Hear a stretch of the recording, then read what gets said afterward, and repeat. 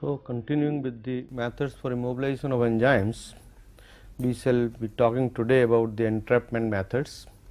So far we have discussed various methods under the category of adsorption, including ionic binding and metal salt linkage, cross linking and covalent bond formation. Now, entrapment methods are also a very large class of enzyme immobilization methods that are based on the occlusion of an enzyme within a constraining structure. That means, the enzyme molecules are entrapped within a definite region of space. It could be a lattice of a polymeric matrix or a semi permeable membrane, and now this matrix within which the enzyme is entrapped must be tight enough to prevent the release of the protein and allow the substrate or product molecules to pass through the boundaries. Basically, it means that when we have a enzyme which is entrapped within a gel matrix, the gel should be porous enough so that within the pores it can retain the enzyme molecules which are large molecular weight in size of that of a protein, and but the porous structure must be such that small molecular weight substrate or product molecules are allowed to pass through, and therefore, the reactions can be carried out. Similarly, on the other hand, if the entrapped preparation is like a microcapsule which also consists of a semi permeable membrane boundary, the semi permeability of the permeability of the membrane must be such that the enzyme molecules are not allowed to be leaked out, while the substrate and product molecule can pass through easily. Now, some of the important characteristics of these preparations, as I mentioned just now, that only reactions involving relatively small substrate or product molecules can be carried out successfully using entrapped enzyme preparations, because the enzyme is entrapped, it does not have any sort of modification or involvement or coupling of the amino acid residues or the protein molecule with that of the matrix of the immobilized enzyme preparation, and therefore, the sole force that keeps the enzyme molecule bound to the matrix is the porous network and purely by molecular size, and therefore, only small molecular weight substrate and products can be processed, while the large molecular weight substrate or product cannot be processed using entrapped immobilized enzyme preparations. The major advantage of the process or major advantage of this method is that it does not require any modification or involvement of the amino acid residues of the enzyme, which results in essentially in the high yield and stability, because there is no modification of the enzyme structure involved in the entrapment methods. It is purely a physical sort of restriction constraint of the enzyme molecule within a narrow region of space, and therefore, the enzyme does not undergo any deactivation practically, and usually the yields obtained by the method are usually quite high. Second thing, the enzyme, the microenvironment of the enzyme can also be tailored to suit its stability. While immobilizing the preparation, one can add substrate molecule or other stabilizing agents, so that they are retained along with the enzyme and stable preparations can be obtained. Two major types of entrapment methods that are usually followed, that have been extensively followed, are by gel entrapment. That means, basically the enzyme molecule is you have a gel matrix, a polymeric gel, and enzyme molecule is essentially entrapped within the lattices of or interstitial spaces of this gel just by physical confinement, and of course, there are a variety of methods to make the gel network. We will discuss that. And on the other hand, the second method is microencapsulation, where you tend to form a kind of a artificial cell with this boundary of a semi permeable membrane, and the enzyme molecules are entrapped within this membrane, and this microcapsules can be used as immobilized enzyme preparations.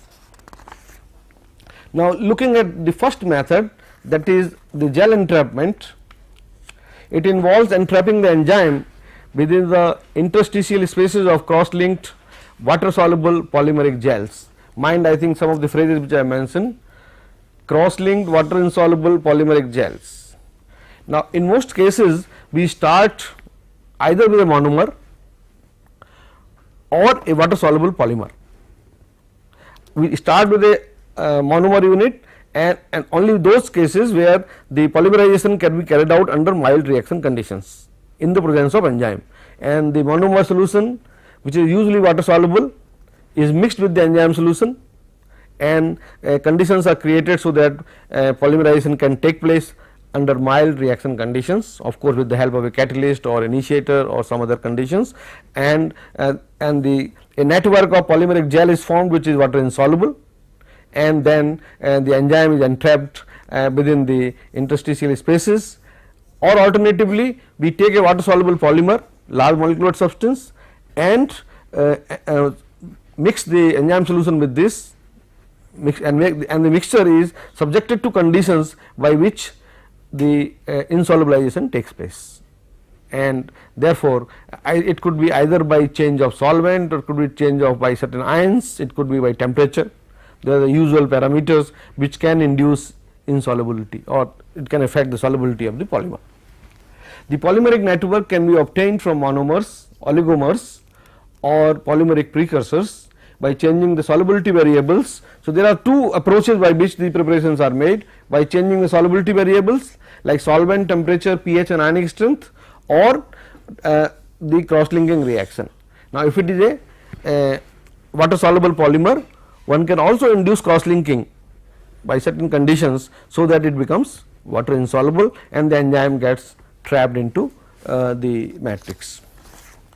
One of the most common methods that have been used, in fact, if you look into the whole variety of entrapment reactions. Sir, when you have solubility in that case, also the cross linkings are taking place because you are changing the solubility parameters, right? You see, the purpose is, if we start with a water soluble polymer, it will usually not have any cross linking. It will be water soluble with lot of hydrophilic groups, and the enzyme can easily mix with the solution. And once you change once you induce cross linking into it by any method, it could be by a cross linking bifunctional reagent like butylaldehyde, it could be ferric chloride. A variety of methods have been employed, and after cross linking is induced, the whole network becomes water insoluble, and the enzyme molecules are entrapped in it. On the other hand, when we are starting with a monomer unit which is water soluble, then also to get a water insoluble gel, you also include a cross linking agent. In both cases, cross linking, that is why I say these two parameters are important. One is the degree of cross linking, and other is to change the solubility parameter, and both the matrix, ultimate matrix, must be insoluble in water, and also it should be in a proper range of cross linking, such that the porosity can be regulated. In fact, cross linking helps you in a very significant manner to control the porosity of the matrix. Higher the cross linking, smaller is the porosity. And that, now one of the most commonly used method, as I was talking about, is the polyacrylamide gel entrapment. This is polyacrylamide gel entrapment.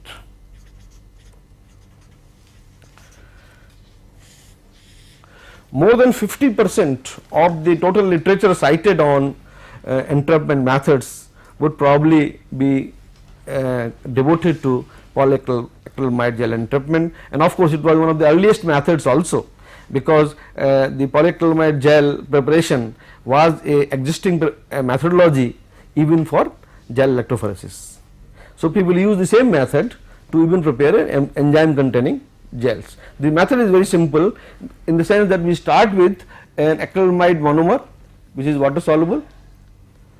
To this, a cross linking reagent, usually N,N-methylene bisacrylamide, usually often called as bis, I mean it is also called as bis, is added to it, and then enzyme solution is mixed with it. The 3 water soluble material are mixed, to which an initiator potassium persulfate or ammonium persulfate, whatever you can take as initiator, or riboflavin. In fact, a number of initiator molecules can be used. It could be ammonium persulfate, it could be potassium persulfate, or even a riboflavin molecule. They are initiator. That means it is essentially a free radical polymerization. So, you need a initiator molecule which can initiate the free radical reaction, and then TAMET N,N,N,N-matromethyl tetramethyl ethylene diamine is used as a catalyst. And this mixture is now the 2 parameters which are very important to control here is the absence of oxygen. The presence of presence of oxygen inhibits the polymerization reaction. So, it is very important that all the reagents that are being used, they are free of oxygen. Basically, I mean if you just sort of bubble through nitrogen through the reagents, you can get them free of oxygen, but even traces of oxygen can I mean reduce your degree of polymerization in the polymerization reaction. And also the second parameter is that the reaction must be carried out at less than 10 degrees centigrade. Of course, the reaction temperature, while it will control the reaction rate, it will carry out the reaction at a slow rate, and essentially it has also been seen in the polymerization reaction that the slower the rate, degree of polymerization can be taken up to a higher level. And secondly, that it is also important for keeping the enzyme in a good shape, I mean to allow not to allow to inactivate the enzyme, because the enzyme the reaction is exothermic, lot of heat is generated. So, one has to make arrangement for dissipation of heat, so that the reaction can be or the temperature can be maintained at less than 10 degrees centigrade and enzyme is not deactivated. After and it is a very quick, very fast reaction. In fact, the whole reaction is over in a couple of minutes. In a couple of minutes, you get a polymeric network of chains. Now, essentially, it is a 3-dimensional network. These are the chains which are shown with the dotted lines, indicate the cross linkages which are vertical to the plane of the paper. So, it is a 3-dimensional network which is formed, and enzyme molecules are entrapped within this the interstitial spaces which are created by the cross linkages that are maintained, and you get a smooth solid block in the form of a gel. The porosity of the gel can be maintained by concentration of the cross linking agent, that is bis. Temperature also can control the degree of polymerization, and all those parameters can be optimized for given conditions, so that the maximum yield of the enzyme activity is recovered at the end of the reaction. So, what did you say is the 3-dimensional part, the cross-link? This network what you get is essentially you end up in a 3-dimensional network which is water insoluble and in the form of a block. And what I wanted to state was that you see here some of the cross linkages are shown ending with the dots. Now, these ones are just perpendicular to the plane of paper, that I mean that is what it indicates. So, that just to indicate a 3-dimensional network and the enzyme being entrapped within the space, and of course, the conditions of the concentration of the acrylamide monomer, the concentration of the cross linking agent, that is bis, the temperature, the reaction temperature are the 3 major parameters which control the degree of polymerization and porosity of the block, porosity of the gel. Now, after the gel is formed, then the gel is sort of mechanically ruptured into small pieces, either in the form of small granules or it cut into small pieces, and then can be used as a packing material in the reactors. In addition to this, another very common methods, common group of method which has been used are the use of photo cross linkable resin prepolymers. Now, these are mostly oligomers which can be polymerized using UV light. A large number of methods are based on the use of photo cross linkable prepolymers. Now, I have shown here some of the reagents like ENT is a water soluble derivative of polyethylene glycol, ENTP is a water insoluble derivative of polypropylene glycol, and ENTB is a water insoluble derivative of polybutadiene, butadiene, then PBM is malic polybutadiene, and PU essentially is polyurethane, and these are the precursors of certain photo cross-linkable polymers. That means these molecules can be polymerized using UV radiations in the presence of a photoinducer, again a catalyst kind of a situation, and benzoin ethyl ether is used in most cases as a inducer for photo cross linking. And these materials ultimately end up, I mean, they can be dissolved along with the enzyme, and then polymerization can be started by exposing them to ultraviolet light at 360 nanometers for a few minutes, and in few minutes the reaction is over, and the gel preparation containing the enzyme molecule is made available. Another group of entrapment methods, gel entrapment method rather, is from the long chain polymers. Now, there are two major approaches by which these gel entrapment preparations are made from long chain polymers, preformed polymers. So far as you see, in two earlier methods we have talked about the use of a monomer and an oligomer, a polymer.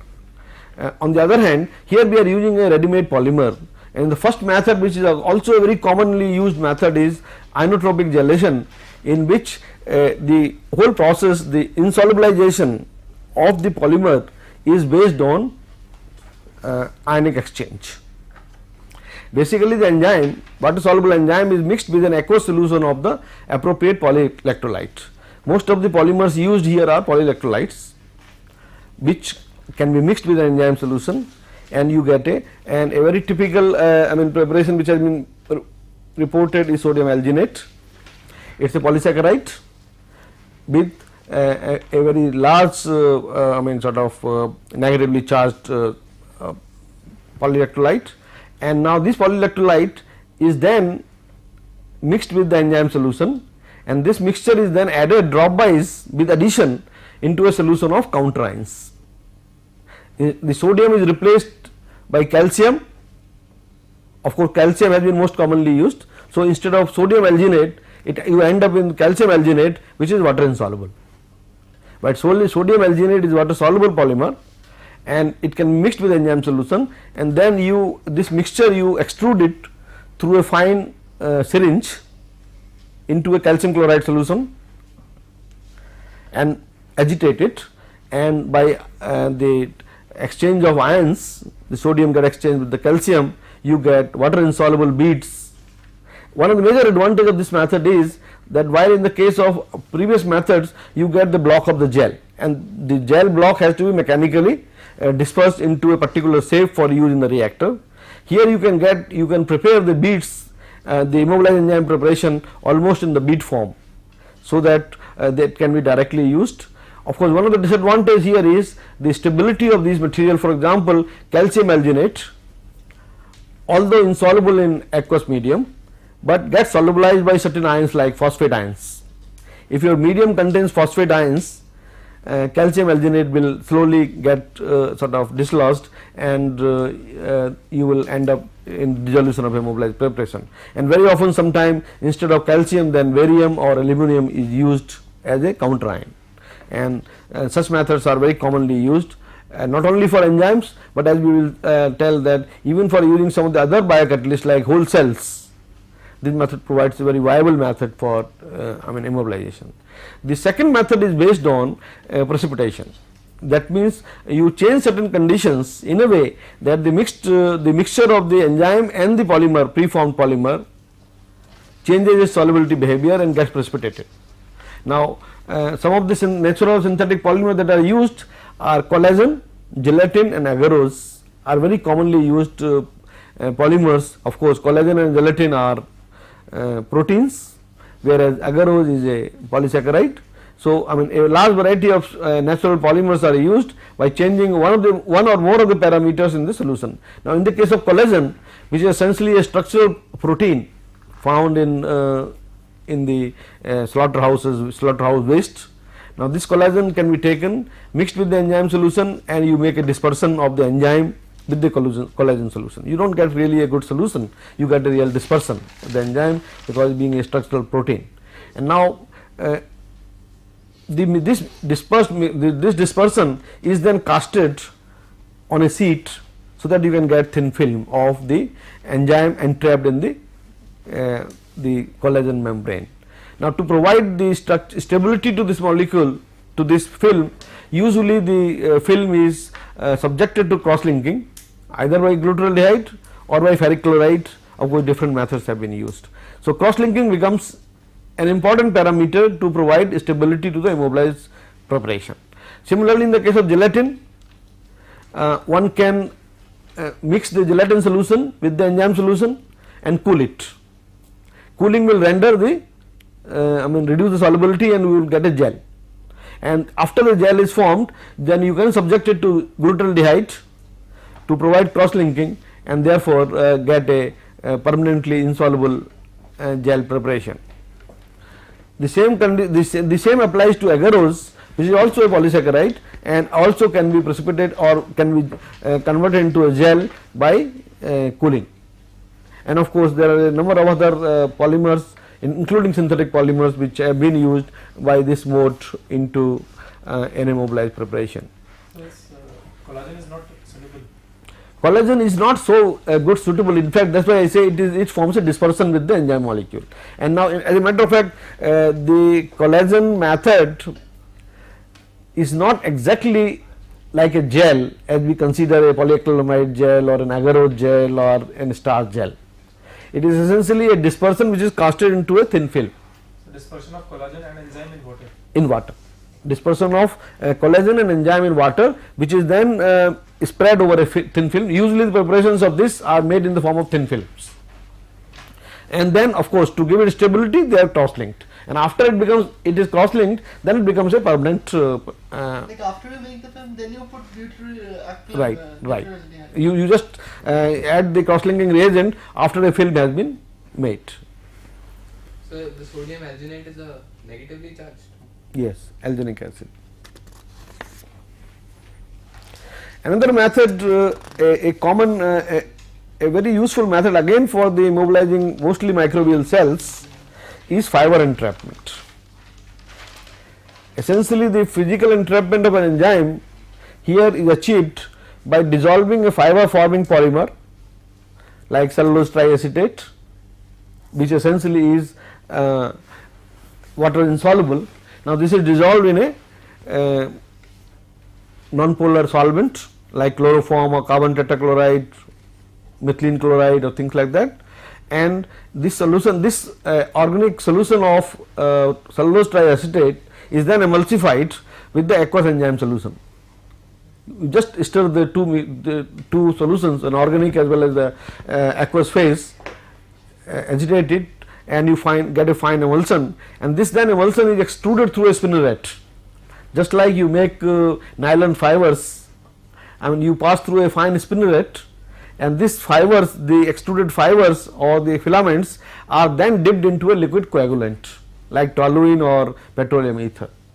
Now, when these fibers are passed through toluene, they get coagulated. The polymer get coagulated with the water droplets, the aqueous droplet of enzyme being entrapped in the fiber.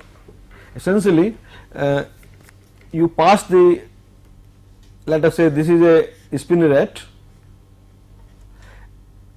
Now, this is put into a trough containing toluene.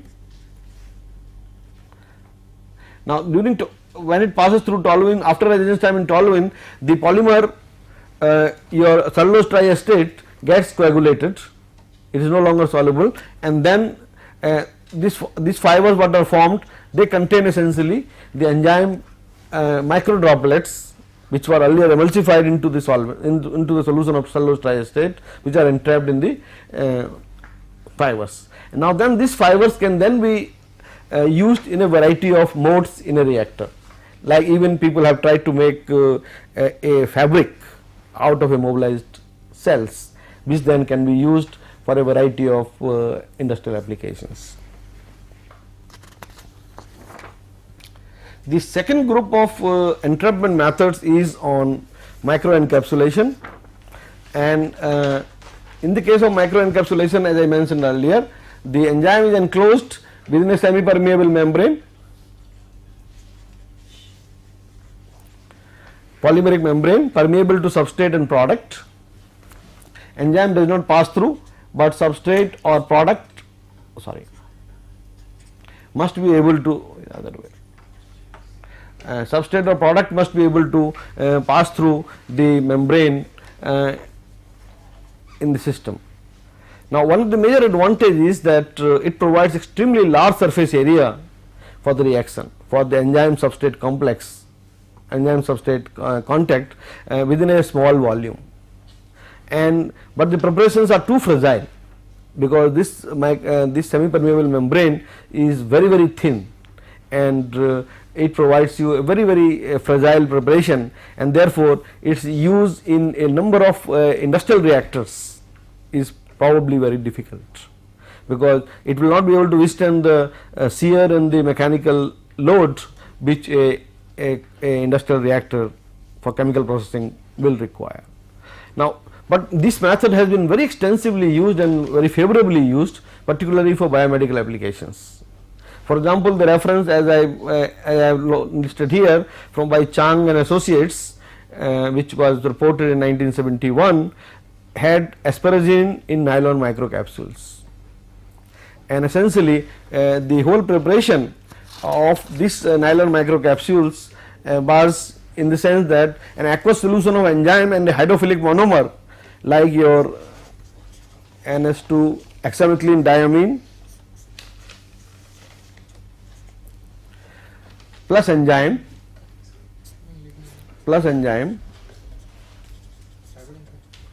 is dissolved in a water in a buffer. Now, this in a buffered medium that is mixed or emulsified in a water immiscible organic solvent.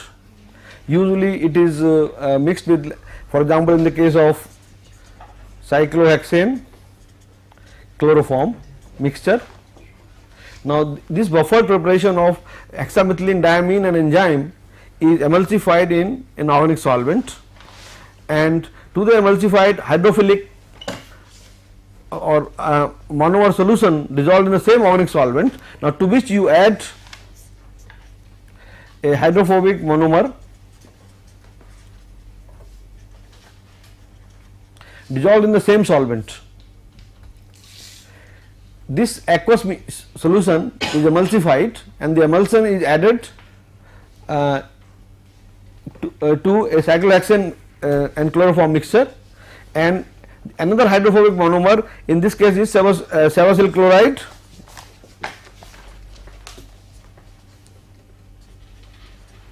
and this is dissolved also in the same solvent, and to this emulsion the hydrophobic monomer is added, and at the interface the two monomers get polymerized, and essentially the reaction gives you a polymer that we know as nylon.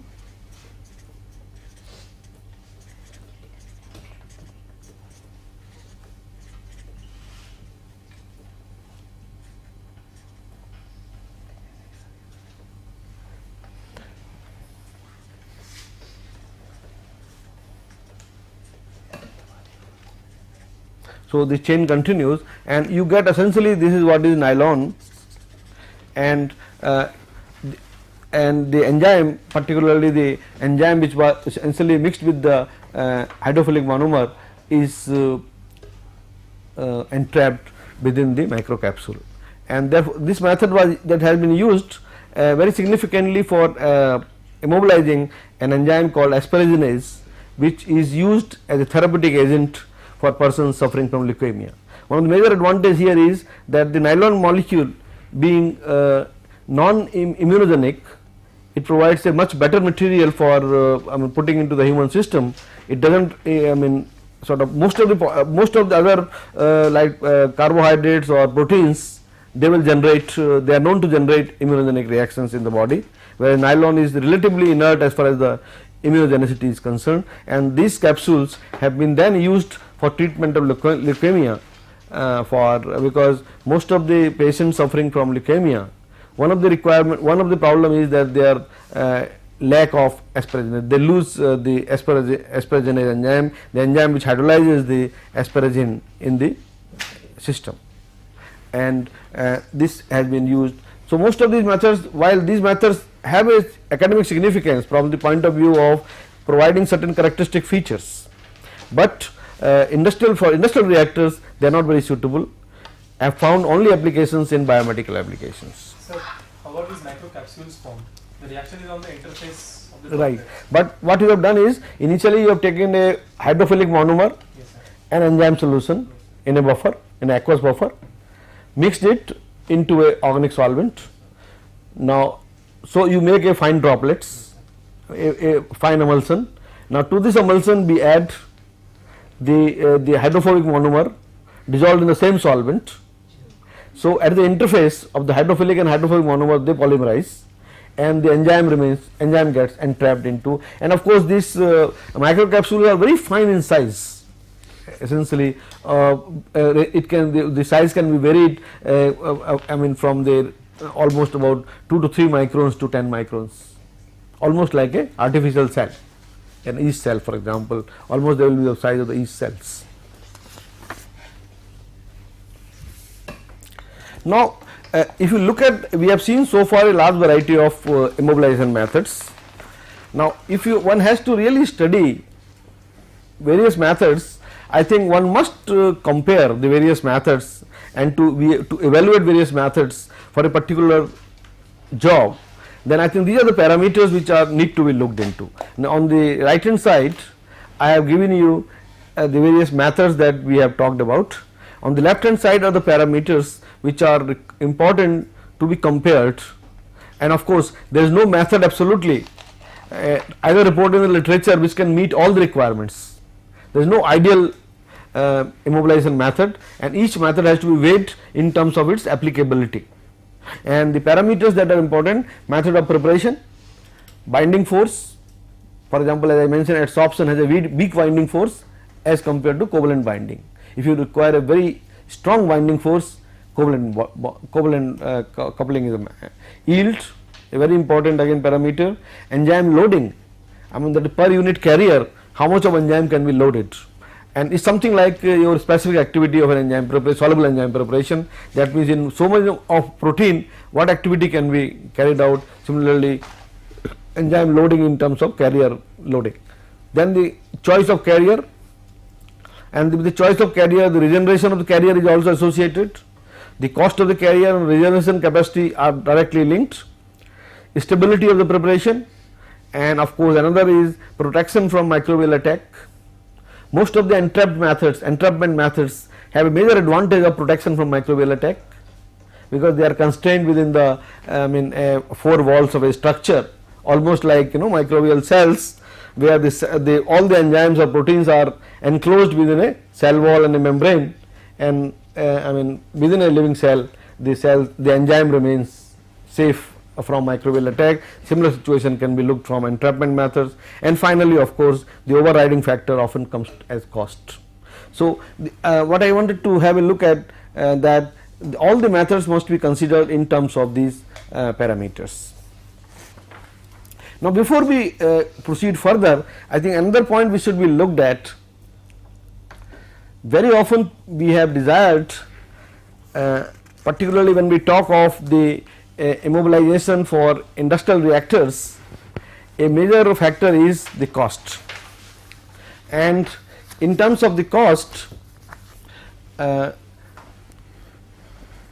is desirable that when we produce them on a commercial scale using microbial cells, those enzymes which are intercellular in nature, they could be used almost in the form of whole cells. You need not disrupt the cells and then isolate and purify the enzyme and then immobilize, because isolation purification is a very cost intensive operation for intercellular enzymes. So, in many cases of intercellular enzymes, efforts have been made to immobilize the whole cell itself, and the immobilization of whole cell is a desirable feature, particularly in the case of intercellular enzyme. In fact, as a matter of fact, a major application of immobilized cells have been in isomerization of glucose to fructose, and the process is only techno-economically viable because it can be used along with the in the form of immobilized cell. If because the enzyme, the glucose isomerase is an intercellular enzyme, and if one has to really isolate, purify and then immobilize, probably the process will become non-viable. Today the process is used industrially, commercially, almost in half of the world, wherever sucrose is not abundantly available as a sweetener for glucose fructose mixture, because the product cost is not very high, and therefore the use of immobilized cells provides a very viable alternative. Now the conditions that are imposed on the using immobilized cells are that the cell should not contain interfering enzymes catalyzing the side reactions. That means, for example, if you are using glucose as a substrate for a particular reaction, then the cell should not contain the enzymes that can also act on glucose and provide you side effects. Now of course, glucose is such a substrate, you will all agree that it is very difficult to look at a living cell or a microbial cell which will not have more than one enzyme which will use glucose as a substrate. I think the very first reaction itself, for example hexokinase, will itself act on glucose as a substrate and produce the corresponding phosphorylated sugar. So in that case, the other alternative is that it should be feasible that other interfering enzymes, if there are any, it should be possible to inactivate them by some pretreatment which does not influence the desired enzyme. Now in the case of glucose isomerase or the immobilized glucose isomerase in the form of whole cell, we take advantage of the thermal stability of the enzyme. The enzyme glucose isomerase is a very thermotolerant enzyme. Of the order that the optimum temperature of the glucose isomerase ranges between 70 to 80 degrees centigrade, and therefore you can take the cells, give a heat treatment whereby most of the other enzymes which are able to act on glucose are inactivated, but the glucose isomerase still remains active, and then use that heat treated cells for immobilization. And so either the cell should not contain any interfering enzyme. Of course there are many preparations like for example preparation of fumaric acid from aspartic acid, where of course the enzymes are too specific, and usually there are no other enzymes present in the cell which will be able to utilize those substrate. Then of course the substrate product should also pass through the cell membrane. Of course that is a major constraint, because enzyme is located within the cell. So the cell membrane should be able to transport the substrate and the product across the boundary, otherwise you cannot make the reaction feasible. Now of course for immobilized cell, although theoretically almost all methods which we have talked, variety of methods what we have talked, starting from adsorption to entrapment, they have been used sparingly, but the bulk of the methods that have been used, rather used on industrial scale, are based on adsorption or entrapment. And most of the entrapment methods very commonly have been used to entrap the microbial cells, and as you will notice that entrapment within calcium alginate beads, polyacrylamide gel, fibers, cellulose fibers, they have been commonly used methods for immobilizing. The method remains the same as we have talked about the enzyme molecule, rather the entrapment of cells is much more, because of their larger size than the enzyme molecule, their retention in the entrapped methods is far superior compared to the soluble enzyme. Then of course adsorption methods have been based mostly by ionic binding, because most of the cells they have negative charge on their surface, and therefore any positively charged matrix can be used to adsorb the cells onto the surface, and then but again these adsorbed preparations are usually in dynamic equilibrium. That means if it is a growing cell, then part of the cells will attach and some of the cells will be leaking out also. But in the case of a non-viable cells, usually entrapment methods are the method of choice. Now I think we must here also probably make a distinction between living and non-viable cells. Now, living cells are usually used in those cases for bioconversion processes where either we require a series of enzyme reactions, more than one enzyme reaction is involved, usually with a cofactor regeneration. That means a metabolic pathway is involved with a metabolite to be produced, or else if a single enzyme is desirable, then it is always desirable to use a non-viable cells. So, basically the methods, and for living cells usually adsorption has been the method which has been very commonly used, while for non-viable cells entrapment is the method which has been most widely used, but the technical details of methodology for immobilization remains the same as in the case of enzymes. So could you just repeat this distinction? You see, when we talk of immobilization of microbial cells, we could think of the cells which are viable, which can multiply.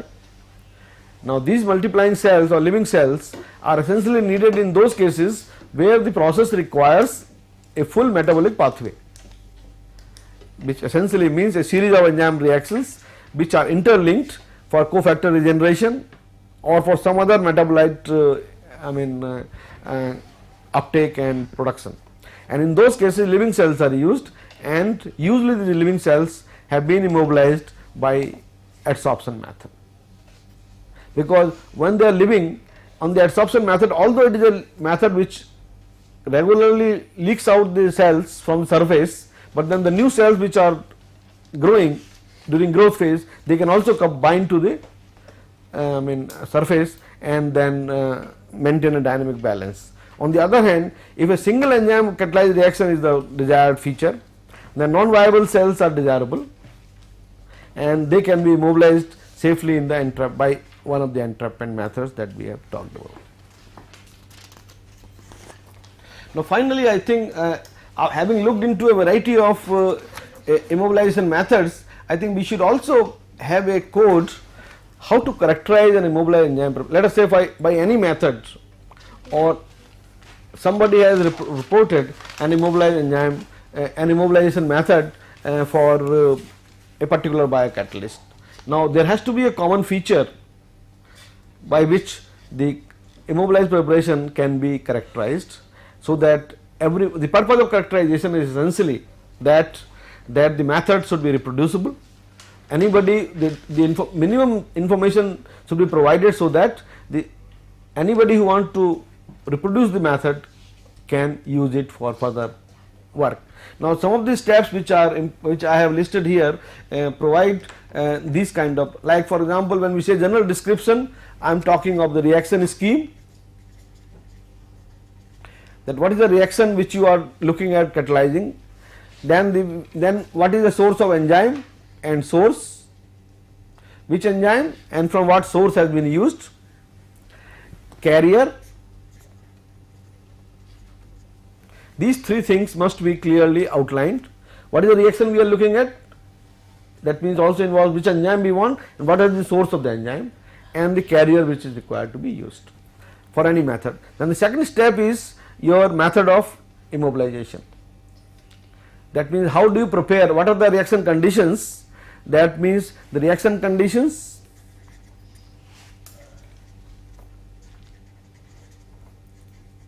and particularly more important is your yield, loss of activity and the activity left in the supernatant. So, all that information must be provided in the methods of preparation. Then the third characteristic feature is physical chemical characterization, which essentially means the biocatalyst shape, mean particle diameter,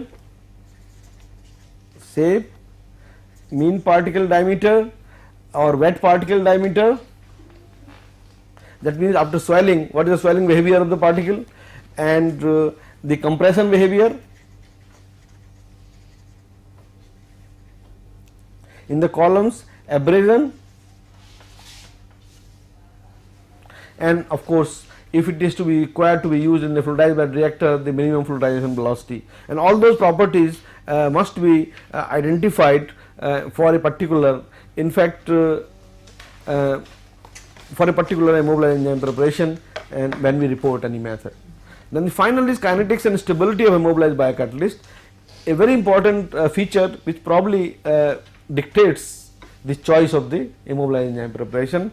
Of course, as far as the kinetics is concerned, what we are talking about, as we have seen for the soluble enzyme, the substrate concentration versus initial reaction velocity. That means the effect of substrate concentration on initial reaction velocity. That was the major kinetic characterization of a soluble enzyme, which gives you information about Km, Vm and other kinetic parameters whatever are there. And obviously, in the normally by convention we represent the kinetic parameters for an immobilized enzyme or immobilized biocatalyst by K prime m and V prime m. The prime is added just to indicate that we are reporting an immobilized preparation, of course, just as a convention. Now, that information must be known, and of course, as you will notice, we will discuss that further, that the kinetic characterization will imply that the Km and Vm values for an immobilized enzyme preparation might undergo a change during immobilization. Of course, other than the reaction kinetics, there are other physical parameters which get involved, particularly diffusion and partitioning. We will discuss them in detail, and then you diffusional effects,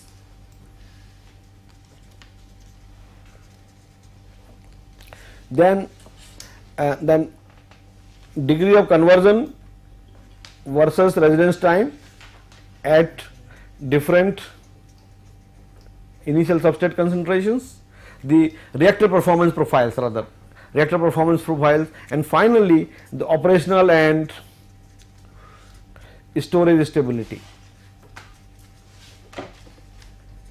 The data on these parameters must be provided to characterize a particular immobilized enzyme preparation. Of course, while the first three parameters we have so far discussed, we will be discussing this in our future discussion on immobilized enzyme on the kinetics.